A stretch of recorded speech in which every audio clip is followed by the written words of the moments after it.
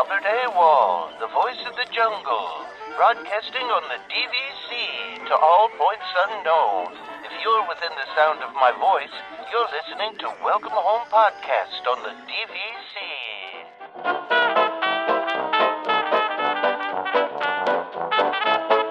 Hello and welcome home. This episode of Welcome Home is brought to you by DVC Rental Store. Thank you for joining us on episode 339 of Welcome Home, a Disney Parks and Vacation Club podcast. I'm Tom, here with a Trevor who can't talk. You're here with most of a Trevor. Yeah. So listen, if you don't like listening to me talk, this is not going to be the episode for you, because we're going to have a lot of Tom with a sprinkling of Trevor. Okay, no, I'm going to try my best here. It's just, unfortunately, I've been sick all week. I don't know if you can hear it in my voice. I can hear it, yeah. but I can hear it, yeah, it's not great, but I'm getting better. I figured we should be able to get this done, but yeah, I don't know how much I'm going to be able to actually talk through this. So. That's okay. I can talk a lot. So right. I wanted to start off this week. We last week I kind of teased a little bit, and talked about a new website for the show. And also a new store. And after the show last week, I just decided to go ham. Tom did it. Yeah. Tom had a flash of brilliance and went crazy. And yes, just so we're clear that this was all Tom. He ran it by me, but I didn't really have a lot of input. Part of it too is, being sick. I've not been. Yeah. Or I know you showed me some of that stuff, and I was already not feeling well, and I was like, oh, no. It looks great, but I just didn't have the energy to contribute. It's okay though. That's fine. Honestly, I had a lot of fun building the new website, which if you haven't checked it out yet, it's welcomehomepodcast.co. Just know that it's welcomehomepodcast.co, not com. So just look out for that. But so that's launched and mostly pretty filled with content at this point, with a few exceptions here and there. But for the most part, the site is up and running. It's good to go. You can go check it out. But we also launched our new store. So our new store is now available. It's out there. You can actually go. You can go to store.welcomehomepodcast.com to get to the store, or you can just go to our main website and click on the store link. Because we launched a new website and because we launched a new store, we decided we were going to do a special deal for everybody where everybody gets 10% off the store. So every item in the store is 10% off. We got hats, we got fanny packs, we've got water bottles, we've got shirts, we've even got Food Time merch. So now we got some Food Time merch out there, which I'm very excited about. I've already gotten a shirt of the Food Time shirt that I will wear the next time we do food time. That came out great. We made a new logo for Food Time to go on the shirts. That, I mean, it's essentially the same as our regular logo, but it's very it's got that retro feel to it, and it's very cool. It reminds me of an 80s arcade. It's very, very retro, and I really like how it came out. And so it kind of goes in line with the 90s vibe that Disney has been doing lately, I feel. That's kind of what I get from it. Also, sorry, I should really, I didn't want to interrupt your whole thing there, but you mentioned it's store.welcomehomepodcast. You said .com, but it's .co. Sorry. Yeah. .co. Yes. I apologize. Yes, .co. We don't own the .com domain, so don't go there. Yeah. Store.welcomehomepodcast.co is the new store. Yeah. Yes. So please check that out. Now, the other thing about this store, besides it being 10% off, our old store, I'm not going to lie, wasn't very good. I didn't like it. It didn't. No, it was not good. Things were expensive. They took a long time to ship. There was a limited amount of stuff in there. This new store, total opposite, right? So I ordered a new shirt from there on Monday. I got it on Friday. Now it was only delayed. It was delayed by 2 days because of bad weather here in Charlotte. So I would have gotten it probably sooner than that. The great thing about this new one, they have printers all over the world, so you can get them shipped pretty fast. And the shirts are the stuff is so much cheaper. It's so much. I got, no joke, for the Food Time shirt out the door, it was $19 for, and I don't even think you could with shipping. So our stuff is way cheaper now, and you can get it much easier, much faster. So go check it out. And listen, if there's something that's not in there that you want, and I'd put this out on the Discord, and immediately I think it was Katie was like, "Where's the bucket hats at?" Within 10 minutes, I had a bucket hat out there for anybody that wanted to get it. So email us if there's something you want to see. Do you want welcome home socks? Sure, I'll make you welcome home socks. Like, you want welcome home? Do you want food time socks? Yeah, I'll do food time socks. Well, whatever. We'll do it. We want to just kind of put it out there. Everything that you buy from the store goes to support the show. Trevor and I are not like lining our pockets here and buying boats and houses in Golden Oaks. Like, that's not how that's working. Everything. I might be able to buy a small boat for like the bathtub. Yeah. You could buy like one of those little plastic boats. That, the little people boats. That would be about it. Yeah. You could buy one of those for sure. But so listen, we're not like trying to make money off of this. This is literally whatever you purchase there goes towards supporting the podcast. And honestly, we keep the prices even lower than we probably should in there. And, so like we don't even make that much on the merch. We just want people, if they want to wear stuff with our logo on it or with food time on it, whatever. Like we are flattered by that in general. So the fact that you would want to do that, we don't want to charge you a lot for it, but check out the new store. It's cool stuff in there. And we are finally selling hats. So you can get some hats. I know a lot of people have been asking us for hats over the years, and good news, you can get a hat if you want one. We got trucker hats in there. We got some dad caps if you're, like me and you're boring and you wear the sorry. If it's just a regular baseball cap. Yeah. Just dad cap. Yeah. Dad cap. Yeah. Exactly. So, but yeah, anyway, so please check that out. I think that's been, I'm excited to get these things out. It's been I think everybody knows it's been a tumultuous kind of since August of last year. We've been trying to get our footing again, and hopefully you guys haven't noticed as much, but the website and the store are two places that we really wanted to improve, and so I'm glad to say that those things are out there, and they're only going to get better over time. So that's all I can say about that. Yeah. So please go check it out. And in the meantime, let's talk about some Disney news. Yeah, we got to talk about DVC. This is like just flat out Disney news. Yeah. So like we have to talk about this, obviously. Like we can't just like, I know we don't usually cover like the business of the Walt Disney Company, but we can't not cover this, right? So, and I think everybody knows what we're talking about without us even talking about it. So, I think the talk of Disney for the past, I don't know, a couple of years now is who's going to replace Iger. Iger's getting a little old, and he's already tried to retire once and failed at that. And so who's going to replace Bob Iger? And that's a very difficult question to answer, because Disney is one of the largest and most complicated companies in the country. It's very difficult to manage. It's a lot. They have their hands in everything. Entertainment, boat, ships, parks, publishing, music, like you name it, Disney does it, and it's a lot, right? And so, it's a big job. And so I think this was pretty expected. I think most people, including myself, I think we talked about this, Trevor. Yeah, it was the obvious choice, I think, from a lot of people's point of view, or there wasn't anyone else I can think of that was as much of a front runner as Josh D'Amaro. Yeah, Josh D'Amaro. So and it almost follows. I mean, it makes a lot of sense for a lot of things, right? So, and I think I don't know about you, Trevor. I haven't really seen anybody out there being like, this was a bad pick, right? Like when Chapek was announced, everybody was like, but people seem to like Josh D'Amaro.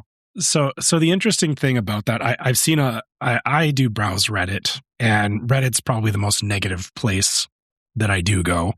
And some people actually were like, Josh is the one who's been running the parks for the last, 5-6 years, and, that's when the most amount of perceived negative change has come. So a lot of people put it on that, because Josh was running the parks and all the things that you've seen change in the parks were Josh's fault, which, that's the most negative I've seen about it. And, I don't know where the negative change thing comes in, like fees and stuff. Is that where the taking or basically a lot of the stuff that happened due to COVID, right? The taking away of Magical Express and removing or changing how fast passes worked, like as if all those things weren't like already in the works when he took it over. Yeah, exactly. and it's not to say that Josh Josh definitely, has a hand in these things. And it's not that, it's like, well, he didn't know and these things just magically happened without him. I think it's, a lot of people complaining about those things is there is a lot of negativity around, like, yes, the parks are changing, but a lot of that does come from, the larger business and it's not, the person managing the parks do have to take direction from the CEO, obviously. Of course, and as we saw with, the previous CEO, when those changes came in, even against their best judgment, the person managing it still has to execute on things, right? Of course, yeah. So I mean, but on the other side of the coin, though, Trevor, he's also been. I mean, this whole $60 billion that they're investing in the parks is also him, right? Like, yeah, exactly. It's not like he hasn't been doing things to improve the parks, right? Yeah. It's just people love cherry picking the stuff that they want to see improved or that changed or whatever, and because it's not the stuff that they want to see changed, thereby, all his decisions are negative, right? Like that's kind of some of the feedback that I've seen around it. So it's not that everybody is like, oh yeah, this is great. I have seen negative feedback around it. I don't necessarily agree with it. I'm not saying that, Josh is going to be perfect and amazing or anything, but he does. The one piece that I saw argued that, when I look at it, I go, hey, he does have a good perspective on running the parks because like even going like looking at Iger and whatnot, like the other CEOs, you don't see them in the parks with their families. Yeah. Josh, you have seen him over the years. Like he has worked in the parks. He has, he has been there as, a visitor, right? Like he goes there with his families and stuff. So it's like, it kind of reminds me of like how Walt Disney was with Disneyland back in the day where, it wasn't just like he made it and was kind of sitting back and watching everybody do it. He was like there in it and, trying to understand, what people wanted and what made sense and all that. I feel like Josh will probably take a position similar to that with like the company overall is that, I don't see him as like, this isn't going to be like Chapek, right? Like he's not going to like just start cutting stuff. I think he's going to be much more receptive to like, hey, there is a creative aspect to this and you can't just like discount things because it has a budget bigger than you want it to be, right? Like he's not a penny pincher. So, but like, I mean, I read an article about this. The whole $60 billion investment in the parks and the ships and all that stuff was basically him. I mean, he brought this to Iger and they together came up with this. So, I mean, listen, we can't say, I mean, this is a decade of a ton of investment coming up. They're building tons of new ships. They're building tons of new things in the parks. Like, I don't know. I feel like that's a positive to me. I think this also just makes sense from the perspective of, the Disney company at this point. The biggest driver of their revenue is the parks and the cruise ships. Like it's not to say that movies are not still a big thing but traditional TV is kind of declining and movies have never recovered from the pandemic. I mean, even though Disney led the box office this year, it still wasn't their leading, driver of revenue. It's the parks. And he understands that. But I think, to your point, Trevor, and you were kind of saying this, and this is a lot of the comments I've seen is, and even Iger wasn't necessarily this kind of guy, right? Like Iger was personable, but also kind of had like that very like businessy kind of stoicism, right? Whereas Josh he kept distance, right? He did, but Josh feels like a fan first. You know what I mean? It almost feels like he's like, and this is what I never really liked about Chapek, is Chapek just never felt like he was particularly into the Disney brand, right? Like he was into it in so much as that he was, running the company and, wanted it to make money and all that stuff. But like Josh feels like he like legit understands it. He lives it. He breathes it. He gets it. You know what I mean? He reminds me a lot of Eisner in a lot of ways, right? Because like in a different way, because Eisner came in with like, everything I've ever watched about with Eisner when he came in was that he kind of had this like childlike enthusiasm about it. about like the parks and everything, but especially since he didn't really know anything about them he was very much on the movie side of things and very, well respected in that regard. And so he came in and he kind of had this like childlike, view of the parks and everything, and just would get excited about everything. And I think that's what Josh brings. He brings this excitement, this energy, this love for the brand, this understanding of the brand, and understanding that it's a business, but also that it's driven by creativity and it's driven by storytelling. And that's the stuff that really, really matters. So I think this is a great pick. Honestly, I think we expected it. It made sense to me. I mean, and I saw too, and the other part of this too is the other person that was really in the running for this was Dana Walden, who was the head of kind of on the movie side of things, on the entertainment side of things. And Disney created the first chief creative officer role in the history of the company and placed her into that. And so a lot of people were speculating, is Disney going to do like a co-CEO kind of thing? And they didn't, but they did just about as close to her as they could, where, Dana had no experience in the parks and Josh has no experience on the movies and TV and stuff like that.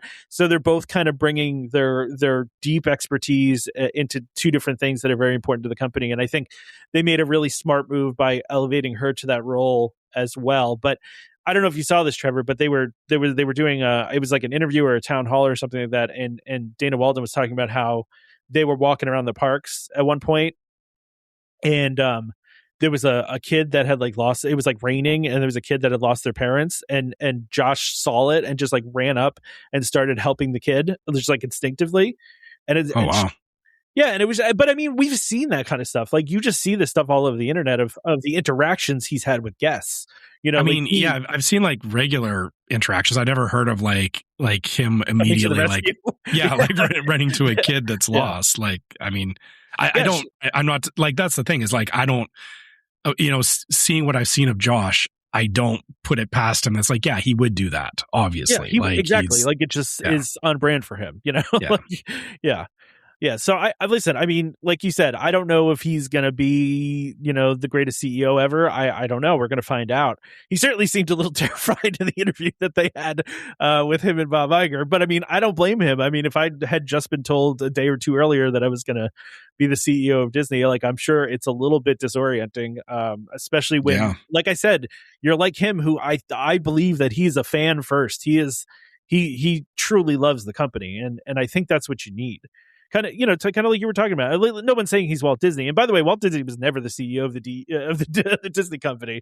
But it was different because he was running it privately at the time. So very, very different vibe on things. Yeah. Absolutely, but there is still an element of that. Like I said, it's not just a matter of like saying like, oh, he's like Walt Disney. It's that he has that element of like, like you said, that childlike wonder, that ability to like put himself in the shoes of the people who are going to, be consuming the brand. Like it's not just about the parks at this point. It's, he's going to be looking at the movies. He's going to be looking at, cruise lines, parks, everything all as one ecosystem. Yeah. And I think having somebody at the helm who, doesn't discount the fact that, people go to Disney for a particular reason, not because it's just another like label, so to speak. I think that was the biggest problem with Chapek, was that he treated it like it was just another, like it was like a bank or, like selling running shoes or something. He didn't treat it like, Disney has an element of like imagination to it that a lot of people do overlook. So I always just imagine that like that Chapek would walk around the parks, and in his head the people would be just like replaced by like dollar signs or like money bags as they were walking by. That's kind of how you mean that scene from Gravity Falls where Stan's looking at the family and they all just look like wallets? Yeah, that's exactly right. Yeah, that's that's how I always kind of felt like Chapek treated like the fans. And listen, maybe I don't think that Josh is going to deviate all that far from what Iger was doing, right? Like Chapek came in and like blew up the whole organization. I don't think Josh is going to do that. I think he's going to do some stuff to make it his own, but he's Iger's guy, right? Like he's probably going to keep it fairly similar, And it's not that the ship needs to turn 90 degrees at this point either. Like that's, I think a lot of people are thinking like, oh, if they get the right person, they're going to like change Disney. It's like Disney does not turn on a dime. Like, no, if you're expecting changes to happen, like things do take, even with Josh coming into this role, you're not going to see changes like for, years at this point. Like things will gradually start to change, but I think, maybe part of the fact that he's already started doing some planning on the long-term stuff with Iger, that's kind of lining him up for like, he already has a to-do list going into this role of things that, it was park-centric stuff, but I think it's part of a larger portfolio of things that, he's going to do over the next 10 years or however long he's in this role. Yeah. But I mean, listen, as a parks person, I'm thrilled by this because I do think he loves the parks, and I think he's going to do a lot of things there. But I also hope that he like not just for the parks, but the fact that he has Dana there from the movie side. The movie side, like you were saying, it hasn't done well, and it's been we say COVID, and it's like but nobody's doing well though. That's what my point is. We're way past COVID. I think it's becoming a matter of people finding their footing in what the new world looks like after COVID. And I'm hoping that, having somebody in there that, can help, two people looking at it to try and get something new and different out the door instead of them just, sorry, I've said this before. It felt like for a little while there that, Disney locked in on Star Wars and Marvel, and they were just cycling stuff. And it feels like they're breaking away from that, but that's still going to take some time to get them back to a place where it's hard because, we look at like golden age, like cartoons and stuff like that, where it's like, there was a point where they were doing like so much amazing stuff, but, and a lot of it was under Eisner too, but that took time as well. That stuff didn't happen overnight either. It's hard to explain. Everyone likes thinking that, when they announce these things, it's like all of a sudden, there's going to be an announcement next month and, Disney's going to change the world. And it's like, no, Imagineer Express is coming back tomorrow. No, it's not going to happen. I'm curious to see how the next year or so is going to play out. And then beyond that, because this kind of change is going to take some time for everybody to get acclimated to. Well, my assumption is it's not even going to change that much. I mean, because it's not like he was nobody that is coming in from outside the company, right? I mean, he's been implementing his strategy in the parks and ships and DVC, all that for a while now. It's not, he's not coming out of this, coming from this from nowhere, right? It's like I assume that what they're doing in the parks is going to continue they have a 10-year plan there, and it's going to continue on. I mean, will there be other things that come up? Sure. But, I do think, like I said, the Dana Walden thing, she's, supposedly very well respected in Hollywood and everybody knows her. And so, probably is going to be kind of a situation where he's teaching her park stuff and she's teaching him, introducing him to all the Hollywood folks. It's going to be that kind of thing. And it's good to do it that way. But I don't think that this is, I don't think Josh is like Chapek in that he doesn't have like the creativity piece of it, right? Where he's just like completely business minded. I do think Josh kind of tends more towards the creativity side than like Chapek did. And then, Iger was very much, I felt like in the middle, like he got the creativity part, but also was very much on the business part too. Yeah. He did both, so. And you actually touched on something that I didn't even consider either is, you said Josh is, he's already enacting stuff. The fact that he already has rapport inside of the company actually makes a big difference too, because I don't recall before Chapek got announced as the CEO, it was like I have no idea what really anything for Disney it was, you had no idea who he was, whereas Josh, it's like he comes with a certain amount of people, even dealing with his own people with inside of Disney.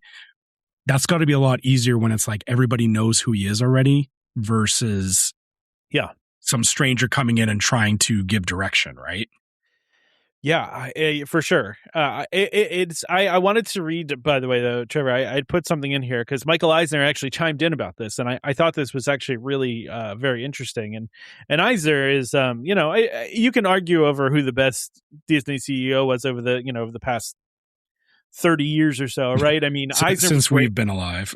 Yeah, I mean, listen, Eisner was great for a long time. I mean, he was the engineer of the Disney decade, and Disney, exponentially expanded during his time. But he also, had some rough times too. I mean, the whole Disneyland Paris thing, and Animal Kingdom cutting that budget to nothing, and so he had his own stuff too. But I mean, he was great, and Iger, again, huge amount of expansion and a lot of stuff. So I mean, he's got big shoes to fill for sure. I mean, at least he's not Chapek. I mean, Chapek is. I mean, like, when you have Iger out here just saying it was the biggest mistake of his career to hire Chapek, I can't imagine how Chapek feels. I mean, but whatever. But anyway, so Eisner said, congratulations to Josh D'Amaro for becoming the CEO of the Walt Disney Company, and congratulations to Chairman James Gorman for making such a wise pick, as well as promoting Dana Walden to President and Chief Creative Officer. My advice to Josh is to continue Bob Iger's strategy that creativity will handle profits, always protect the brand, and keep close to the words of Walt Disney. Quote, "We love to entertain kings and queens, but the vital thing to remember is this: every guest receives the VIP treatment. Good luck." I just really liked that. I thought that was really cool of him, first of all. And he's probably still a stockholder, right? I mean, I'm sure he got a ton of stock when he got, when he got let go. So but it just a very classy thing from Eisner, but also just, if you liked Eisner as a CEO and you liked Iger as a CEO, then, I mean, you've got two of the last great Disney CEOs endorsing the guy. So,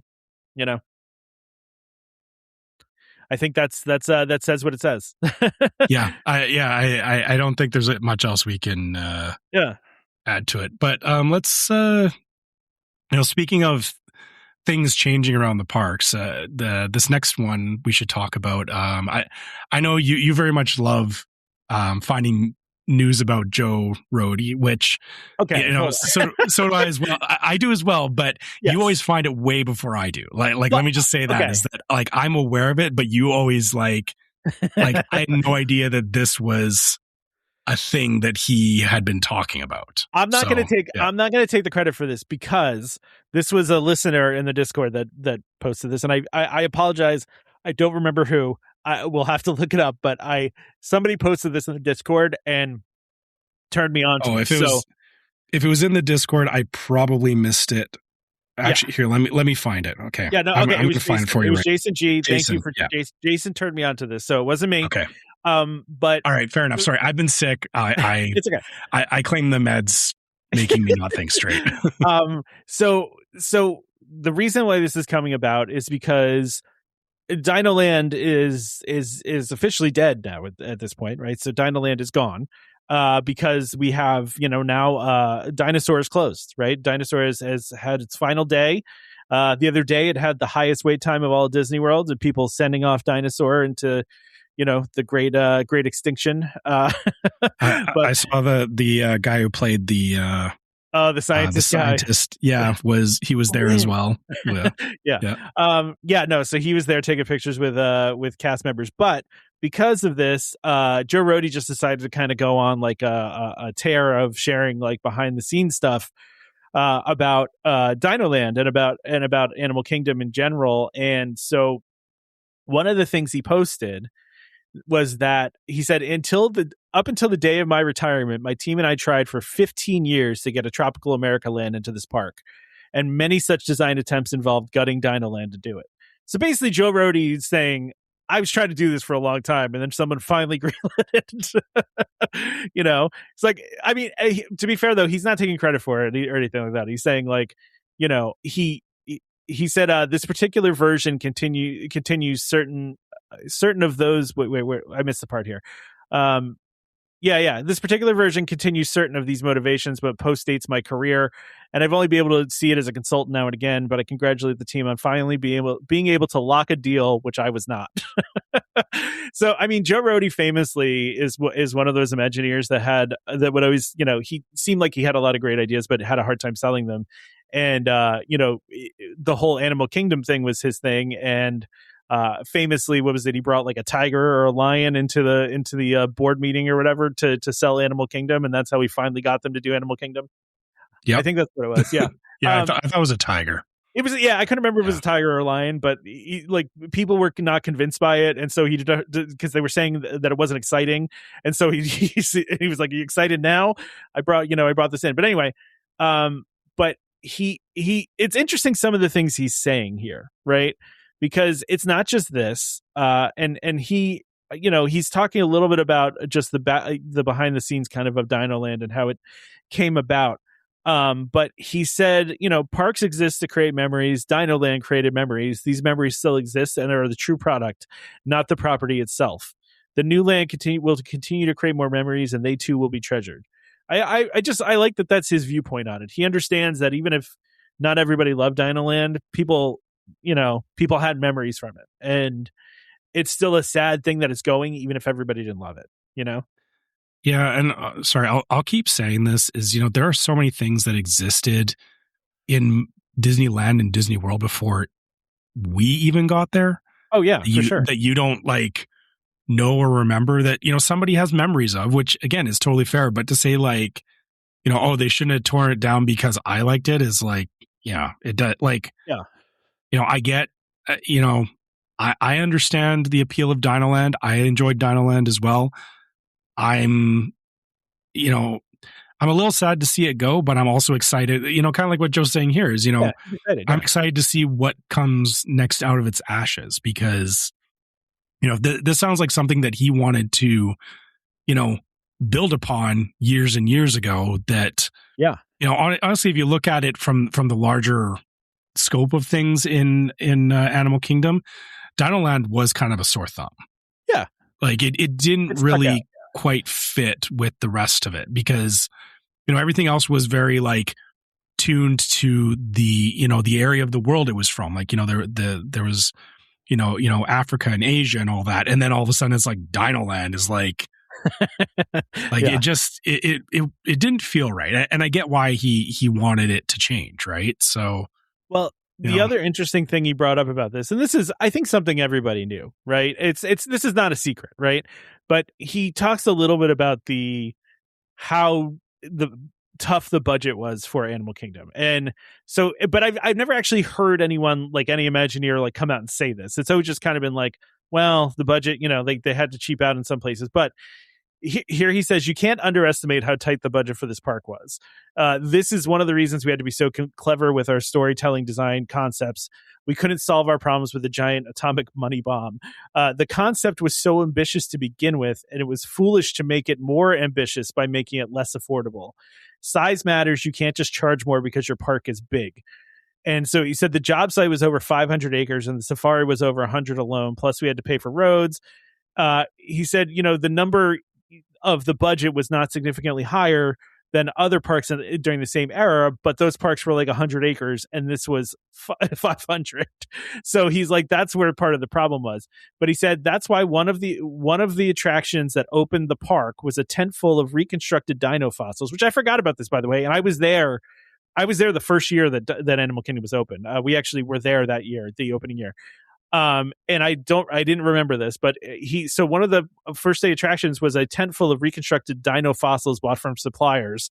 So he goes, bought from suppliers who serve the museum world, cheap, but also very interesting and very real, which is on brand for Disney's Animal Kingdom, together with the real lab facility where we prepared the skeleton of Sue the Tyrannosaurus together in the Field Museum. This was at the time actually one of the more extensive and impressive paleontological, I can't even say that word. Paleontological. Yeah. Tological. Why can't that's a hard word.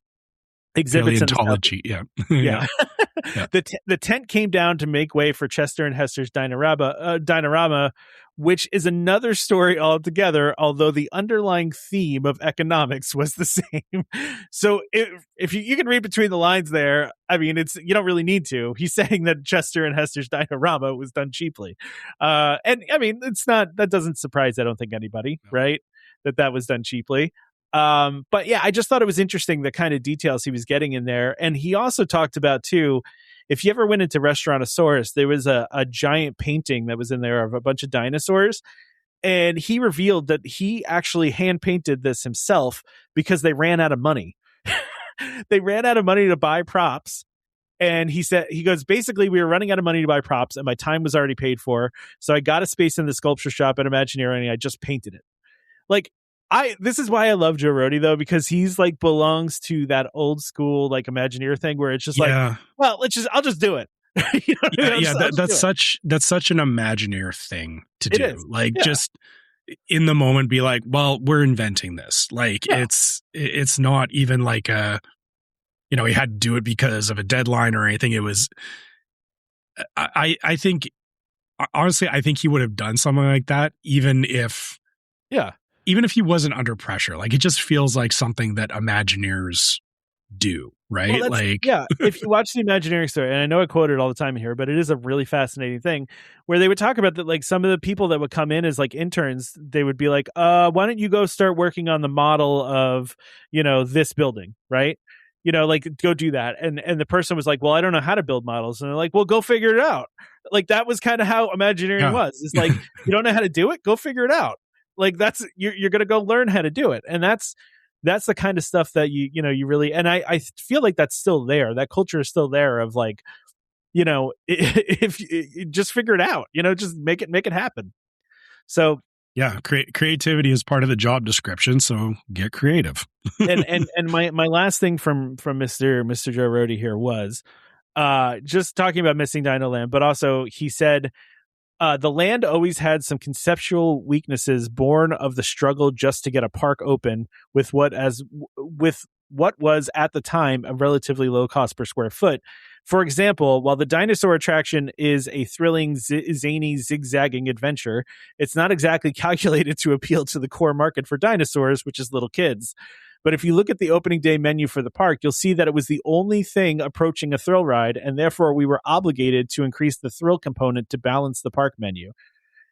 Really, which is really interesting to me. I hadn't really thought about the fact that, there really weren't any thrill rides at Animal Kingdom when it opened, and so this was the closest they could really get. I guess they didn't want it to be called a zoo because that's where it was going, right? Yeah. I just thought this was kind of some interesting stuff. He giving this background, and the fact that he just painted that picture. I mean, I'm trying to remember where that picture was, but it's just that little stuff that you never knew that he painted that, but now you do. So I'm sure that painting's going to be put somewhere. I would think so. Yeah. You'll see it pop up somewhere, guaranteed. Yeah. But anyway, R.I.P. DinoLand. I'll put it out there. If you're really into dinosaurs, go to Drumheller, Alberta. Just saying. All right. They have an actual the Tyrrell Museum is an actual functioning paleontology science. Why am I losing the words? I know why. Yeah. Thank you. Yeah. They do actual like excavation and stuff, and they discovered like new dinosaurs and stuff there. So if you miss DinoLand because of the dinosaur aspect of it, there are other places you can get your dino fix. Yeah, exactly. All right, we're going to do our ad here, and then we will talk about a couple other things, and we'll get out of here before Trevor's voice completely goes out. Yeah, I'm good for a little while longer. I'm trying. All right, yeah. That's why we have a shorter rundown today. So okay. This week's episode is sponsored by DVC Rental Store. DVC Rental Store, a key holder vacations company, offers magical vacations at incredible value. Save up to 60% off retail rates at premium Disney resorts. DVC Rental Store now includes deposits as low as 25% at the time of booking and a built-in cancellation policy for every reservation. And as always, DVC Rental Store pays out the most to members looking to rent their points. Want to learn more? Go to dvcrentalstore.com/welcome home or call 1-855-DVC-RENT. That's 1-855-382-7368. And when you speak to them, be sure to let them know that Welcome Home sent you. So I feel like there's a theme going on here, Trevor, of Disney weddings starting to show up and play in the Haunted Mansion. I feel like Disney, because remember we talked about on the cruise ship now, you can get married in the Haunted Mansion bar that's there, right? Mm-hmm. And which now, I thought was an interesting choice, and now you know what though, you say that, Trevor, I guarantee that this is going to be popular because lots of people have weddings like this, for sure. Oh yeah. Disney weddings, or I forget what do they call it? Disney fairy tale weddings. That's it. And honeymoons is adding the Haunted Mansion Courtyard at Disneyland Resort to their lineup of wedding venues starting in July 2026. Honestly, I'll say this is, if I didn't know that was the Haunted Mansion, it just looks like a very beautiful house that you're getting photos in front of. You're not wrong. Yeah, you're not wrong. It does. It does look like a really just cool old house. Yeah, there will definitely be some more like themed weddings probably going on for this kind of thing, but I can see people just doing it as like they still want to have a normal-ish wedding, but the backdrop just happens to be the Haunted Mansion. Like that's fair. Yeah, that's fair. Yeah, I mean it's an interesting idea here. So by the way, you can do it early morning. So you do it before the park is open. It only accommodates 25 guests, and it's right in front of the Haunted Mansion. It's in the courtyard right there. They got a bunch of candles all around. And obviously, it's still dark while you're doing this. I'm just trying to think of how early in the morning you'd actually have to show up to do this. Probably like 6 a.m. Who's wanting to go to that's a morning wedding? That's an interesting thought. But I mean, that sounds like you start the night before and like run it up until 6 a.m. and then go back to the room and you're done. Yeah. Well, and by the way, so this the package that you can get there. And by the way, I'm trying to find how much this costs as we're talking about this, but it includes a dedicated officiant, lights, photography, and transportation to and from the Disneyland Resort Hotel. So there you go.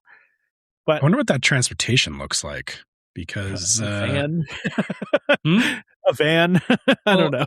Okay, but so here's the thing: is that going from the Disneyland Hotel, you're going through downtown Disney, and then you're having to go into Disneyland, which I'm assuming like it's one of the small automobiles that they have on Main Street. That's what I'm guessing. Oh, that'd be cool. Because like you're not driving like a full sized van through, or well, I guess maybe I guess you could, but you could, yeah. It's interesting though that they specify the transportation, because it's like it is all technically in walking distance, but it's still quite a lot. Like I wouldn't want to walk that far. No, on my wedding like day. That. Yeah, no. Yeah, not just like that. Definitely not. Yeah. Does that mean you have to stay at the Disneyland Hotel then? I mean, do you have to do that? I mean, I'm guessing that's part of the package. Sounds like. Yeah. Okay. I did try to look up the cost of this. It is not listed on the Fairytale Weddings website, which is, disappointing. I mean, I want to know. Like, do you think it would be? I feel like it would be on par with getting married in front of Sleeping Beauty's castle. Like, I don't think that the price would be much different, because they're just different locations within the park, right? Yeah. That's true. That's true. And I'll be honest, given the choice between like if I was to renew my vows, and if it was like, am I going to do it in front of Sleeping Beauty's castle or the Haunted Mansion? I would take the Haunted Mansion 100%. Like, and it doesn't even have to be, like I said, I would be one of those people not doing a themed thing. I would just be like, yeah, this is cool. We're in front of the Haunted Mansion doing this. Like, yeah. Oh, okay. Oh, so, all right. I did find a price actually. So, weddings at Disneyland Resort start at $15,000, and are held to an event minimum. So that's the $15,000. You just have to spend at least that. So like if you do food and beverage, a brunch is $165 a person. And so that can go towards the $15,000. So, that's, you're right. It's not that terrible. That's not bad, honestly. Like I would get up at 6 a.m. for that. Yeah. In front of listen, getting married in front of that would be like, for you, that would be getting up at like 3 a.m. though, because you're like 3 hours behind you. I need like like some time to acclimate to the time change first, right? Yeah. So I would not recommend like flying in from the East Coast and doing this the same day. Yeah, that'd be a little rough. I would not. I don't. It doesn't say how much the venue fee is, but it just says that you have to. It's a $15,000 minimum. So, I don't know. It's. Oh wait, actually, I take that back. So I did find more now. It takes time to find these things. It starts at $25,000 for the Haunted Mansion. Oh, okay. The $15,000 minimum, but that's only for a couple places. So, yeah. All right. So still, I mean, $25,000 is still not a lot, but it's totally outrageous. I mean, when you're talking like like wedding stuff, like I know people have spent a lot more on their weddings than that. Well, so to your question earlier, doing it in front of Sleeping Beauty, that starts at $100,000. So, wow, yeah, that's a little pricier. Okay, all right, fine. I'm not going to say anything then. If they don't want to charge me the same amount for Haunted Mansion, I mean, okay, Well, if you were going to get married anywhere at Disneyland, are you doing Haunted Mansion? Is that your choice? Like, yeah, totally. I know my wife would be 100% on board with that too. Yeah, like I think my wife would too. Actually, I think she'd be all about doing it in front of the. I mean, I talked about this before. When Great Movie Ride was still open, you could do a wedding reception in the Great Movie Ride. Like they actually had a thing where you could rent. Like it was literally the chairs and tables were in the ride path. Yeah, I remember seeing that where they were down in the set areas. Right? Yeah, and I was like, how cool would that be? Like, I would do that in a heartbeat if it wasn't absurdly expensive, which it probably was. But of course, they don't do that anymore for that one because it's not around anymore. I'm sure. I think there's some others that you can do it inside the ride, but I'm not thinking of any off the top of my head here. But I don't know. I just think that would be kind of neat to do it inside the ride like that. It's just kind of a cool idea. I think for this one, they should give you like. You do your photos and then you can walk up into Haunted Mansion and you get one ride. That should be part of the package. Included. Yeah, there should be a ride included in that. Like how much would that stink to do it and not, get to take a ride? Or also getting your photos like in the stretching room and stuff. Like, oh yeah. Like you should be able to take photos in there for sure. Yeah. Because it looks like it's just like in front of it, but it's like you should get like, yeah, like photos through the attraction would be cool. Yeah. But, yeah. I'm as we're talking here, I'm just looking at some of the other places, and I have to say a nighttime wedding in Pandora, even though I'm not an Avatar fan, would be really cool. Oh yeah. Yeah, that would be a great photo opportunity place. I mean, it's gorgeous at night. Like even if you don't like those movies, it's a beautiful place at night. I mean, gosh. That would be some really cool. Yeah, see, I'm not seeing any venues where you can do rides anymore. That's unfortunate. You can do it in the train station. That's kind of close, but not really. I want to be eating at a ride path, Trevor. I want to like imagine somebody's riding by me. But anyway, okay. I mean, I think the closest thing is you can go to the Blue Bayou. Yeah. Yeah. Okay. Disappointing. No, but this is cool. I like this. And just, I don't know if I $25,000 like it, but well, let's end on this note, Trevor. So, Frozen Ever After has been closed for a bit now. And some of the Imagineers now are talking about how it's reopening soon. It's supposed to be reopening this week, in fact. But not only, previously they just kind of talked about how they're, and, apologies for my crassness of saying this, but they're replacing the heads of the animatronics, which I thought they were going to replace the whole thing, Trevor. They're not. They're just replacing the heads. Well, yeah. I mean, they don't need to replace the whole animatronic. No, the rest of them were fine. It was just the faces that were like flashlights. Flashlights. Yeah. But it's not the only thing they're doing. They're also doing, it's new animatronic heads with silicone skin, a updated show control system, which, can help with like breakdowns and stuff like that. One of the problems that like Test Track always had was that it had a super old control system, and that caused a lot of stoppages, not breakdowns, just, like the system would get all screwed up and stuff. But, that's always good. And then better show lighting. And then they're just going to do some like touch ups and stuff like that. So it's not just the animatronics, but there's a quote here from one of the Imagineers saying that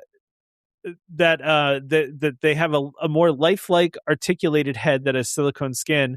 And so they had to modify the neck of the existing figures to coordinate with the new heads. And then and this is where this quote starts. Then we literally had to modify the figures' necks to accept the change in the heads. And that took a few days, but we did a lot of pre-planning with technology and software to make sure we were ready for it. So, I mean, it's actually pretty impressive how quickly they are able to accomplish this, because it has not been closed for that long.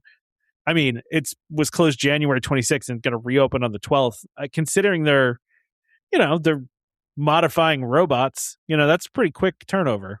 Yeah, I guess it's funny how, you don't think about this stuff in terms of like replacing the head on a robot feels like, or, it's always portrayed in movies as like a very modular thing. Like, you just like plug pop it off and put the new one on kind of thing. Yeah. But yeah, it makes sense that, it does take a little bit more work to, get these things, because I'm sure that there's like how it connects into the rest of it needs to make sense. So you don't have like, the whole body doing movement and the face is like, out of sync or whatever. Right. Like it's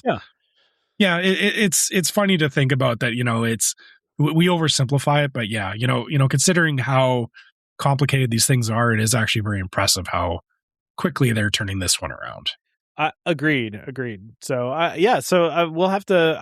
I'm looking forward to seeing the videos of this once it reopens this week, and just to see how. I mean, listen, if it's anything like the Frozen rides they've done recently with the animatronics they've done recently, it's going to look fantastic. Because I mean, that one that they built, I mean, it looks incredible. I'm expecting what they did in Hong Kong, because that's what they said. That's what I'm expecting. It should look like Hong Kong after it's and the done. Hong Kong ones are incredibly I mean, they look fantastic. I mean, they're excellent. So I expect that too, Trevor. So yeah, the only other thing, and I didn't put this on the rundown, Trevor. Did you watch the Muppets thing? Did you get a chance to do that? I've not had a chance to yet. I don't want it to wait until I wasn't having a fever thing, though, you just laying in bed, Yeah, but watching shows when you have a fever, they don't always hit right. That's fair. I didn't want it to be like me questioning if I was having a fever dream or if I was watching the show. Well, that's. I mean, to be fair, watching Muppets, especially in their old school form, could feel like a fever dream. Yeah, exactly. So I wanted to actually be like, I wanted to be well enough to enjoy it. So no, I haven't watched it yet. I've been hearing lots about it. I've been hearing that it was very well received, and I'm looking forward to watching it when I get a chance here. So based on the bubble of our Discord, it seemed to be extremely well received. Not just in the Discord. I've been seeing lots everywhere. On Facebook, Reddit, like YouTube. People have been generally praising it. So I feel like they nailed it. I watched it. So the nice thing about it, Trevor, is it's not a nice thing, but because this is actually the only thing I didn't like about it, was that it was short. It was like really short. In fact, I was watching it and I was like, they said, "Oh, it's time for our last thing," and I'm like, "Wait, what?" I was like, "This thing is like just started," But given it was like, I don't know if it was 22 minutes long, like a regular TV episode, or I don't remember actually how long it was, but it was quick. I mean, the funny thing is that those old episodes were only like 22 minutes long. It's just you had commercial breaks. That's exactly right. But it's just funny because like in the format of Disney Plus, there you can do whatever you want, right? Like you don't have to be held to that half-hour block, but they still kind of seemingly kept themselves to it. And listen, it was 33 minutes long, so I just looked it up really quick. It's 33 minutes, but it was great, Trevor. It was old school Muppet Show. Like it was exactly what you kind of hoped it would be. It hit all the right beats. It did. It hit all the right beats. It had that like zany ridiculousness of the Muppets, all like the behind stage shenanigans. We talked about like how everything's kind of like there's like the main show and then the talking in the wings and all that kind of stuff. So there's a little low key adult jokes in there. Seth Rogen was great, and I think Seth Rogen actually was the right person to produce this, because it seems like he's genuinely a fan of the Muppets, and if this is like a test run for they're calling it like a backdoor pilot, to see if it does well to reboot it, I really think they should bring it back, because they did an amazing job with it. It was super funny. It hit everything you wanted it to hit. It had all the, there's a whole Pepe the Prawn thing, which he's my favorite. So I just said he was great in it. And I also said this in the Discord too. One of my big, things with the Muppets lately has been Kermit, and Kermit has not sounded, I've been saying that it sounded like Kermit, but if Kermit had a cold, if Kermit sounded like you right now, Trevor, that's what it sounded like for the past, ever since I got rid of the previous Kermit. But this time this episode, this new show, he sounded pretty good. He sounded pretty close to what he used to be. Although it's funny because I saw the internet was complaining about it, which I was like, where you all been? He's been the Kermit now for a while, and it's actually getting better, not worse. So, let's let's not complain about this. But it's all about perception too. People don't realize that. Like you said, we've seen a lot of the additional stuff with Kermit, and anybody coming in just watching the Muppet Show, goes, "Hey, that doesn't sound right." It's like, yeah, but you're a little late on this one, but yeah. I thought he sounded much better. He sounded much closer to original Kermit, not even like the last Kermit, to Jim Henson Kermit. Like he sounded more closely to that, and it was great. Honestly, it was classic Muppets. It was fun. I really liked it. And I think it was really well done. It's I don't know much about what was her name, Sabrina Carpenter. I don't really know any of her stuff, but she was good in it too. I mean, it was just good overall. I would definitely recommend checking it out if you haven't done so already. It's very good. So I'm hoping it means more Muppet Show, especially with the ride and everything. Hopefully this is a new renaissance for the Muppets. You said if it was this well received, hopefully that means that there's a proper series in the works after that. But yeah, we'll see. There was also a subtle reference to Muppet Vision 3D in there too, so which you really got to pay attention to. But it was there. It was there. But yeah, like let's hope this is just the beginning. I don't know about you. I don't know. Maybe it's just nostalgia, but whenever they do the opening, when they start the music and they just do the whole song, it just hits a certain note for me, it just like it hits me in a certain spot where it's just like, oh man, this makes me happy, Yeah. I know what you mean. I have memories of like being at like my grandparents' house watching it and stuff like that. Yeah. It takes you back. It does. All right. Anything else we want to talk about? I'm going to wrap the show up today because to save Trevor's voice here. Sure. If you could, I'm trying here, guys. I really am. You made it, Trevor. You made it all the way through. So applause for that. I wish I had an applause sound. I don't. I just have a right and wrong buzzer. We'll just do a right sound for you. Oh. Yay, I made it. I don't have applause. You did a good job. Congratulations. All right. But anyway, so I'll do this wrap up. But if you want to reach out to us, you can contact us at welcomehomepodcast@gmail.com. Our new website, welcomehomepodcast.co, not COMCO, welcomehomepodcast.co. Check that out, please. I would love to hear your feedback on it, and just check that out. It's good for us to go to that website and go, and also the store. Please go to the store.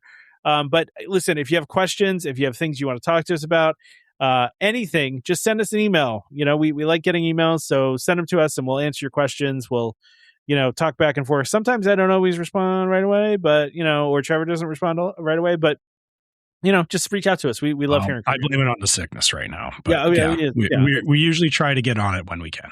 Yeah. No, it just trust me, I'm 99.9% right about everything. So that's an inside joke for the for the Discord. We'll leave that one alone. Yeah. that's for the Discord.